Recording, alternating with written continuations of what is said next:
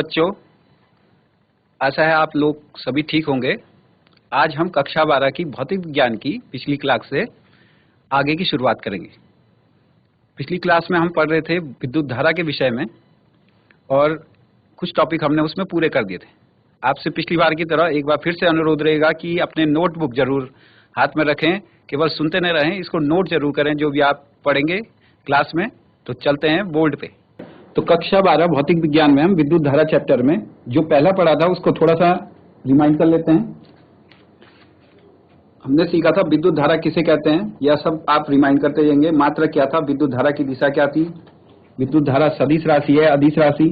और पिछली क्लास जो आपने पढ़ी होगी उसमें आपने एक टॉपिक और पढ़ लिया था धारा घनत्व के विषय में। ओम का नियम हमने थोड़ा बहुत सीख लिया था। धात्विक चालकों में विद्युत धारा की संकल्पना को समझा था और ओम के नियम का बेसिक रूल हम केवल समझ पा रहे थे। तो ओम का नियम थोड़ा सा हमने इसके कॉन्सेप्ट के समझा था और वो मैंने आपको समझाया था। आज जो हम पढ़ेंगे भौतिक विज्ञान विद्युत धारा, मैंने यहाँ लिखा हुआ है कि इसलिए कि आप भी इसी तरीके से इसको नोट करते जाएं। भौतिक विज्ञान विद्युत धारा चैप्टर है। आज हम सीखेंगे अपवहन वेग, अनुगमन वेग या अनुगमन वेग भी उसी के कहते हैं, ड्रिफ्ट वेलोसिटी अंग्रेजी में कहते हैं, के सूत्र की व्युत्पत्ति, अनुगमन वेग तथा विद्युत धारा में संबंध। इसको हम बताएंगे क्या संबंध होता है अनुगमन वेग और विद्युत धारा में। और तीसरी चीज पढ़ेंगे हम, तीसरा टॉपिक पढ़ेंगे मुक्त इलेक्ट्रॉन सिद्धांत से। आप साथ साथ में लिखते जाइए, मुक्त इलेक्ट्रॉन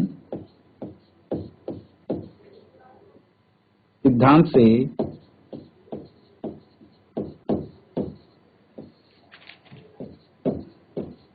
ओम के नियम की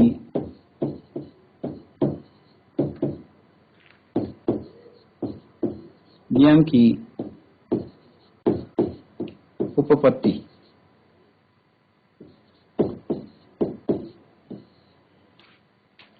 उत्पत्ति लिख सकते हैं, उत्पत्ति।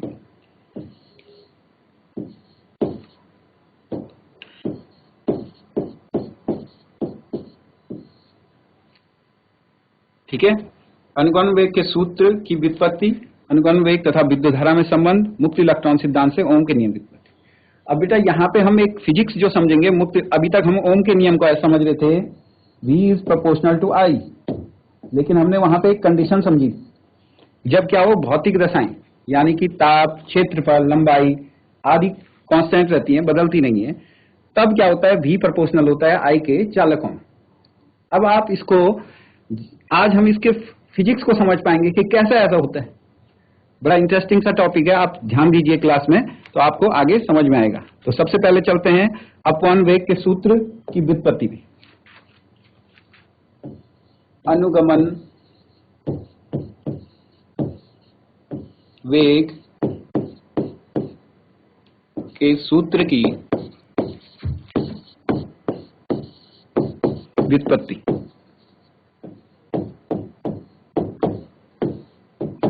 आप अनुगमन वेग को रिमाइंड कर पा रहे होंगे, मैंने पिछली बार आपको समझाया था और इसको आप इस तरीके से समझिए। एक बार फिर से बताता हूं, मैंने एग्जाम्पल दिया था आपको कि अभी थोड़ी देर पहले तक, जब तक आपकी क्लास शुरू नहीं हुई थी, तब तक आप लोग रैंडमली कोई कहीं घूम रहा था, कोई कहीं घूम रहा था, कोई कहीं घूम रहा था। और आपके, अगर हम एक बोलें कि नेट आपके सिर की, सारे बच्चों के सिर की दिशा किस ओर होगी, तो वो हमको किसी एक एग्जैक्ट दिशा में हम नहीं बता पा रहे थे। लेकिन जैसे ही आपकी क्लास शुरू हुई, बाहर से आप पे एक फील्ड लगा, वो मेरा फील्ड है, इस क्लास का फील्ड है, आपके बोर्ड का फील्ड है, और आपकी डायरेक्शन सबकी हो गई बोर्ड की साइड को, आपकी वर्चुअल लैब जो आप बोर्ड देख रहे हो उसकी तरफ। ऐसे ही इसको कोरिलेट कर सकते हैं हम। ये बिल्कुल कोई चालक है और इस चालक में मुक्त इलेक्ट्रॉन रैंडमली गति कर रहे हैं, यादृच्छिक गति कर रहे हैं, और यादृच्छिक गति करने के कारण किसी एक नेट दिशा में इलेक्ट्रॉन का प्रवाह शून्य होता है, तो इसलिए कोई विद्युत धारा प्रवाहित नहीं होती। लेकिन जैसे ही हम इसको बाह्य वैद्युत क्षेत्र में रखते हैं, ये देखिए इसी तार को जो हम कनेक्ट कर देंगे बाहर सेल से, तो क्या होगा, इसमें एक बाह्य वैद्युत क्षेत्र उत्पन्न होगा। वैद्युत क्षेत्र की दिशा होगी धन सिरे से ऋण सिरे की ओर, और सारे के सारे इलेक्ट्रॉन डायरेक्टेड हो जाएंगे बैटरी के धन सिरे की ओर। और अब ये एक नियत सूक्ष्म वेग से गति करने लगेंगे, सबकी डायरेक्शन हो गई इस साइड, और ये एक नियत सूक्ष्म वेग से गति करने लगेंगे इन सभी इलेक्ट्रॉनों के औसत नियत वेग, सूक्ष्म वेग को कहते हैं अनुगमन वेग।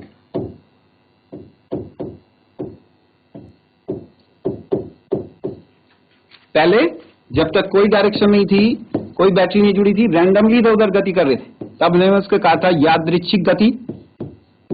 यादृच्छिक गति, अपनी इच्छा से गति कर रहे, जैसे आप लोग अपनी इच्छा से इधर उधर देखे जा रहे थे। और उसके वेग को उस समय कहेंगे ऊष्मीय वेग, उनके औसत वेग को कहेंगे ऊष्मीय वेग। जैसे ही हमने बाहर से बैटरी लगाई, ये बैटरी, उसके कारण एक इलेक्ट्रिक फील्ड जनरेट हुआ, ये बैटरी लगाई, इलेक्ट्रिक फील्ड जनरेट हुआ। अब क्या हुआ, सबको एक डायरेक्शन मिल गई, सब इलेक्ट्रॉन बैटरी के धन सिरे की ओर गति करने लगे, और इस नियत सूक्ष्म वेग को कहते हैं अनुगमन वेग। यादृच्छिक वेग और अनुगमन वेग, इसको आप समझ गए। अब हमने इस अनुगमन वेग के सूत्र की व्युत्पत्ति करनी है जब हम बैटरी को इस पे लगा रहे हैं। तो देखिए, इसको मैं इसी तरीके से दो उसमें समझाऊंगा आपको, और आपने चित्र भी इस तरीके से बनाना है, साथ साथ बनाते जाइए।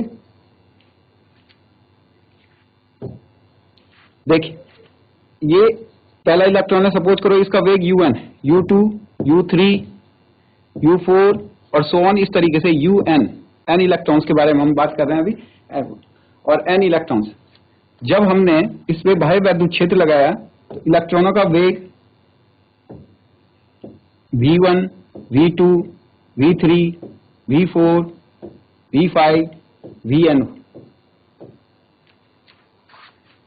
पहला ये यादृच्छिक वेग हो गया, ये ऊष्मीय वेग हो गया u1, u2, u3, और इनके औसत ऊष्मीय वेग को हम पिछली क्लास में पढ़ चुके हैं कि औसत ऊष्मीय वेग इनका 0 होता है। तो अभी देखते हैं, पहले एक इलेक्ट्रॉन का वेग पहले था u1। जैसे ही हमने बाहर से इलेक्ट्रिक फील्ड लगाया, इलेक्ट्रिक फील्ड लगाएंगे तो इलेक्ट्रिक फील्ड के कारण क्या होगा, वैद्युत बल लगेगा, F बराबर E इंटू ई। वैद्युत बल लगेगा, वैद्युत बल लगने के कारण, क्योंकि बल वह कारक है जो आपने बचपन से पढ़ा है, जो त्वरण उत्पन्न करता है। तो जैसे ही बल लगेगा, इलेक्ट्रॉनों में क्या उत्पन्न होगा, त्वरण उत्पन्न, एसिलरेट होने शुरू हो जाएंगे तो इलेक्ट्रॉन। और अब हर एसिलेटेड इलेक्ट्रॉन में, हर एक त्वरित इलेक्ट्रॉन जो गति करेगा तो उसका वेग क्या होगा, जैसा पहला इलेक्ट्रॉन है उसका वेग हम बोल देंगे v1, तो ये बराबर होगा a टाउ 1 के। ये टाउ जो होता है शांतिकाल होता है, क्योंकि ये इलेक्ट्रॉन इस तरीके से गति नहीं करते। इसको भी थोड़ा सा यहां पे समझा देता हूं आपको। इलेक्ट्रॉन क्या होंगे, बीच में धनायन भी है, धनायन भी है, और ये इलेक्ट्रॉन धनायनों से भी टकराएंगे। और दो क्रमागत टक्करों के बीच जो समय लगेगा, जिसमें वो सीधे चल रहे हैं, उसको कहते हैं श्रांतिकाल। सारे इलेक्ट्रॉनों का जो औसत श्रांतिकाल होता है कि माध्य श्रांतिकाल कहेंगे, दो क्रमागत टक्करों के बीच लगने वाला समय।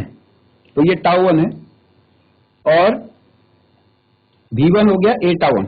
ऐसे ही देखो यहाँ पे दूसरे वाला इलेक्ट्रॉन का वेग u2, और दूसरे का कब, जब उसमें एसिलरेट हो जाएगा, दूसरा इलेक्ट्रिक फील्ड लगने के कारण वो त्वरित होगा, तो उसका वेग हो जाएगा a टाउ2।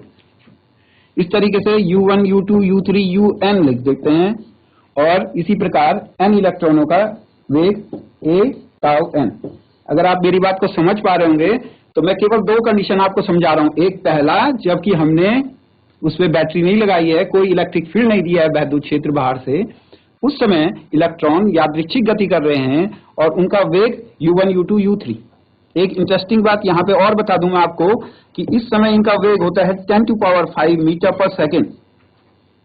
और जैसे ही हम इस पे इलेक्ट्रॉन लगाते हैं, अब ये v जो अनुगमन वेग से ये गति कर रहे हैं, ये लगभग होता है 10⁻⁻⁴ मीटर पर सेकेंड। देखिए, ये 10⁵ मीटर पर सेकेंड है, और ये 10⁻⁻⁴ मीटर पर सेकेंड है। लेकिन इस पहली कंडीशन में इलेक्ट्रॉन कहीं भी नहीं जा पा रहे हैं, और दूसरी कंडीशन में इलेक्ट्रॉन एक निश्चित दिशा में जा पा रहे हैं। इसे आप अपने जीवन से भी रिलेट कर सकते हैं कि आज चाहे हम कितने भी तेज गति से चलें, लेकिन हमारी कोई सही डायरेक्शन नहीं है तो हम कहीं नहीं पहुंचेंगे। और दूसरे में आप देख सकते हैं कि अगर हमारे पास एक नियत डायरेक्शन है और हमें बाहर से कोई फील्ड लगा हुआ है, हमने अपने टीचरों का कहना मानते हैं, अपने माता पिता का कहना मानते हैं, और फिर हम एक नियत डायरेक्शन में चल रहे हैं, तो धीरे भी चलेंगे लेकिन पहुंच जाएंगे जगह पर। ये सिर्फ मैं आपको उससे समझा रहा हूँ, इससे कोई रिलेट वो नहीं है, लेकिन आप वो कर सकते हैं। तो 10⁵ मीटर पर सेकंड होता है इसका यादृच्छिक वेग, और ये 10⁻⁻⁴ मीटर पर सेकंड इसका अनुगमन वेग। तो मैंने कहा था कि पहले इसका वेग जब तक बैटरी नहीं लगी, दो कंडीशन हर समय दिमाग में रखिए, जब तक इस पे कोई इलेक्ट्रिक फील्ड नहीं लगाया फर्स्ट कंडीशन में, और जब इलेक्ट्रिक फील्ड लग रहा है। जब इलेक्ट्रिक फील्ड नहीं है तब उसके वेग को कहते हैं ऊष्मीय वेग, और जब इलेक्ट्रिक फील्ड है तब कहते हैं अनुगमन वेग। तो इलेक्ट्रिक फील्ड में पहले इलेक्ट्रॉन पे वेग हो गया u1, दूसरे का u2, सो ऑन un, जब इलेक्ट्रिक फील्ड नहीं है।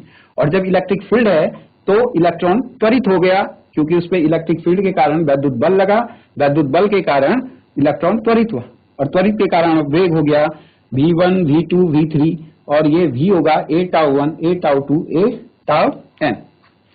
आप साथ साथ में नोट कर रहे होंगे। इसके बाद हम यहाँ पे देखेंगे, पहले इलेक्ट्रॉन का वेग हो जाएगा कुल u1 प्लस a⁻1, दूसरे का हो जाएगा u2 प्लस a⁻2, तीसरे का हो जाएगा u3 प्लस a⁻3, और इस तरीके से nवें इलेक्ट्रॉन का वेग हो जाएगा un plus a⁻n। Electric field लगने के बाद औसत वेग, इन सब का औसत जो होता है उसी को कहते हैं हम अनुगमन वेग। इनका जो औसत वेग होगा या माध्य वेग होगा उसी को हम क्या कहते हैं, अनुगमन वेग।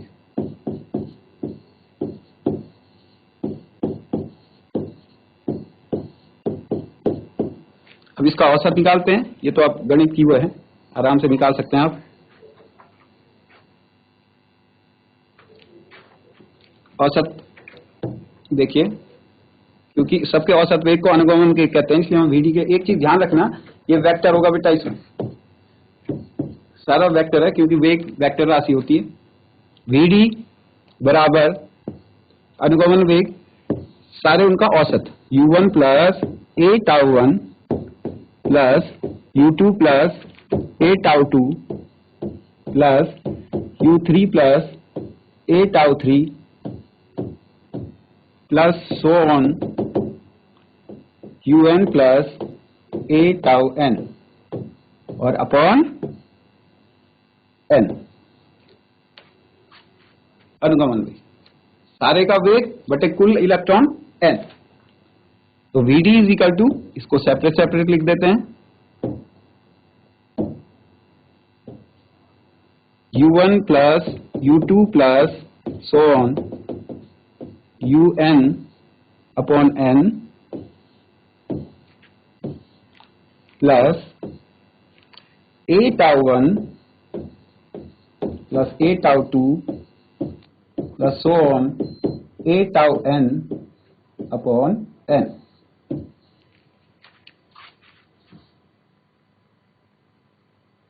अब यहां पे देखिए u1 plus u2 plus un, ये क्या था, ऊष्मीय वेग था, और मैंने कहा था औसत ऊष्मीय वेग क्या होता है, शून्य होता है।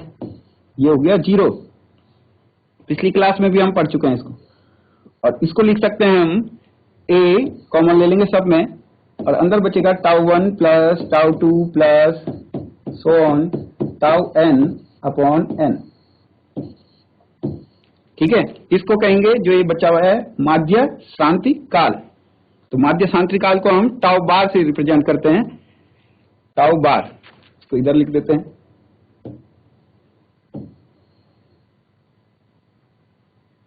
टाउ बार, तो VD बराबर 0 प्लस a⁻ बार। इतना क्लियर हो गया होगा। तो VD is equal to a⁻ बार हो जाए। अब फिर से हम उस पे चलते हैं जहां पे मैंने चित्र में आपको समझाया था। इलेक्ट्रॉन थे, यादृच्छिक गति कर रहे थे, बाहर से जैसे ही हमने बैटरी लगाई, इलेक्ट्रिक फील्ड लगा, इसके फोर्स हो गया F इजिकल टू QE, क्योंकि इलेक्ट्रॉन पे फोर्स लग रहा है तो हम लिखेंगे F is equal to E into E। तो फोर्स के कारण एक्सीलरेशन शुरू होता है, यहाँ पे फोर्स होगा तो एक्सिलरेट हो जाएंगे इलेक्ट्रॉन। तो ये फोर्स ई जो इक्वल टू होगा किसके होगा, एक इलेक्ट्रॉन का द्रव्यमान m है और उसका एक्सीलरेशन a है, तो E is equal to m a। E is equal to m a। E small e है इलेक्ट्रॉन का आवेश, कैपिटल E इलेक्ट्रिक फील्ड वैद्युत क्षेत्र की तीव्रता, m इलेक्ट्रॉन का द्रव्यमान और a इलेक्ट्रॉन का त्वरण। यहां से हम a बराबर निकालेंगे E अपॉन m। यहां पे माइनस साइन होता है क्योंकि इलेक्ट्रॉन विद्युत क्षेत्र की विपरीत दिशा में गति करते हैं, इसलिए माइनस साइन यहां पे लगता है। A is equal to minus E upon m।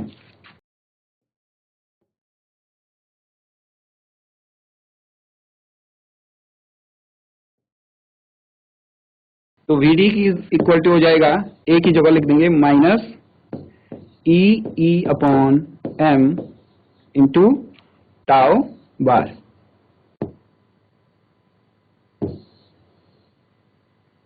Vd is equal to minus E upon m into tau bar. अब क्योंकि सपोज करो ये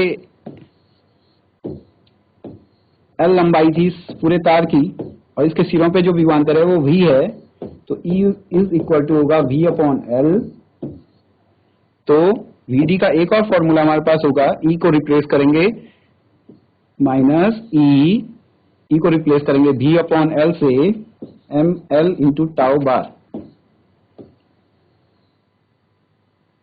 तो दो फॉर्मूला आपके पास आए Vd का, minus E upon m tau bar और Vd is equal to minus EV upon mL into tau bar. थोड़ा सा जल्दी से रिमाइंड कर लेते हैं इसमें क्या लिखा था। तो हमने देखा Vd पहले उसका वेग था U1, फिर इलेक्ट्रिक फील्ड लगाया A टाउ 1 हो गया, U2 A tau 2, U3 A tau 3। Electric field लगाने के बाद सबको जोड़ा, औसत निकाला, औसत उसमें वेग 0 हुआ। ये वाला पोर्शन बचा A टाउ 1 टाउ 2 A 3 वाला, उसको हमने A टाउ बार लिख दिया। Vd is equal to A tau bar. और क्योंकि इलेक्ट्रिक फील्ड लगा था और इलेक्ट्रिक फील्ड के कारण वैद्युत बल लगेगा, वैद्युत बल के कारण इलेक्ट्रॉन एक्सिलरेट हो जाएंगे, त्वरित होंगे, और त्वरित होंगे तो इलेक्ट्रॉन पे E is equal to m और A यहां से हमने रिप्लेस किया, तो यहां पे वैल्यू रख के Vd is equal to EV upon Vd is equal to E upon m into tau bar. तो हमारे पास अनुगमन वेग का यह सूत्र प्राप्त हो। आप नोट कर रहे होंगे इसे। इसके बाद हम एक बहुत ही इंपॉर्टेंट, बहुत छोटा सा टॉपिक है और ये परीक्षा में काफी बार आता है, 3 नंबर का अंक आता है, अनुगमन वेग तथा विद्युत धारा में संबंध। अनुगमन वेग तथा विद्युत धारा में संबंध। अनुगमन वेग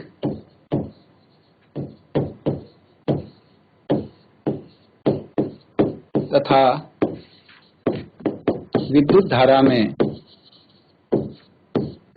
विद्युत धारा में संबंध।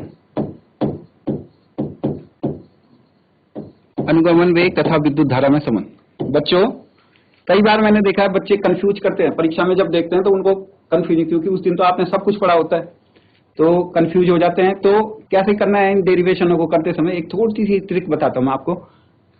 कोई भी होता है, आपको फॉर्मूला हमेशा इसीलिए होता है सूत्र, कि सूत्र को आप याद रखते हो, वो जल्दी याद हो जाता है, इसीलिए उसको सूत्र कहते हैं। उस सूत्र से हम बाकी सारी चीजों को समझ पाते हैं।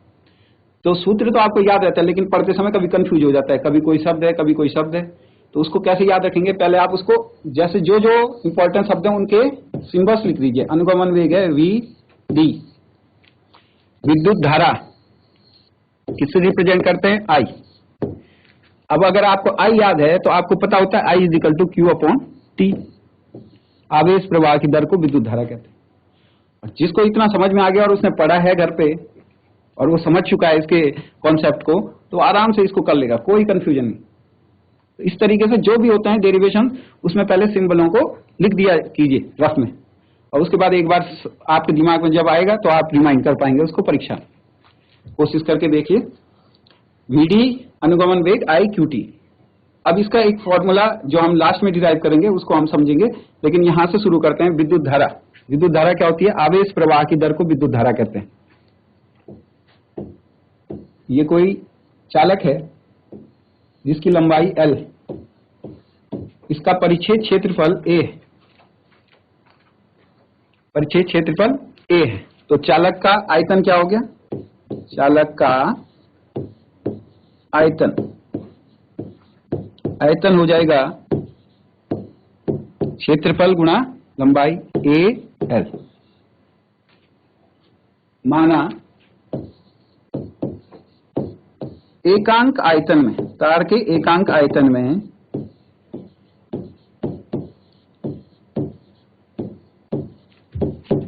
इलेक्ट्रॉनों की संख्या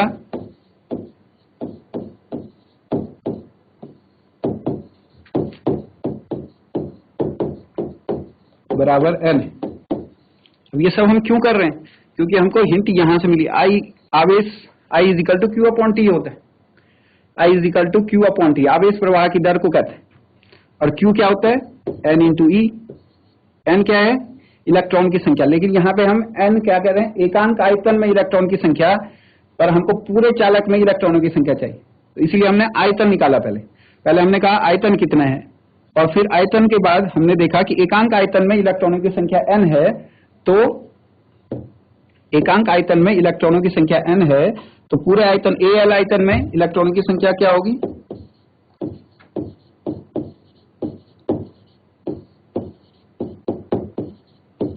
इलेक्ट्रॉनों की संख्या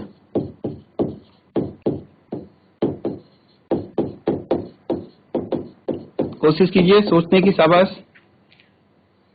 एकांक आयतन में N है, टोटल आयतन AL, तो कुल इलेक्ट्रॉन हो जाएंगे NaL। अब क्योंकि हमको कुल इलेक्ट्रॉन पता लग गए, एक इलेक्ट्रॉन का आवेश हमें पता होता है E होता है, तो AL आयतन में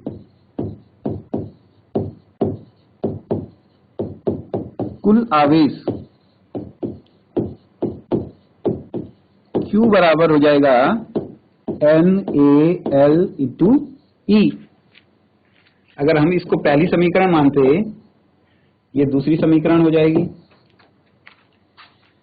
NaL into E।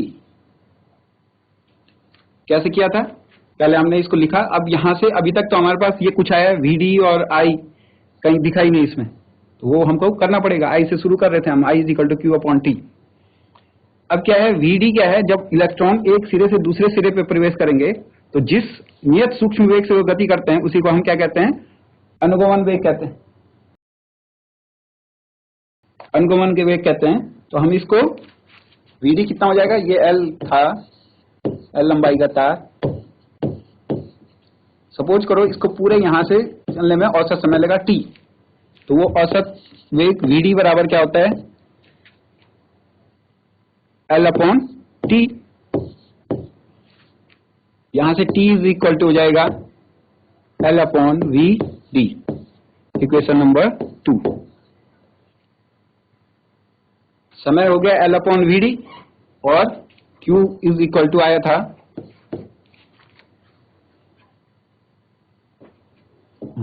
Q is equal to था NaLe।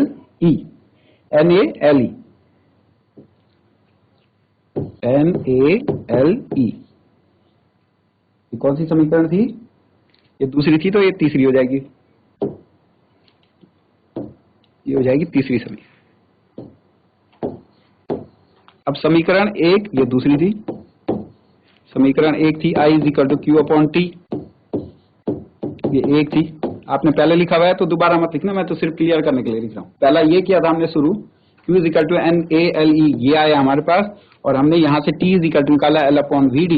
समीकरण 1, 2 व 3 से, 1, 2 व 3 से क्या हो जाएगा? I is equal to Q की वैल्यू रखो NaLe upon T, L upon VD। L से L cancel, I is equal to NeAVD। देखिए ये हो गई विद्युत धारा I,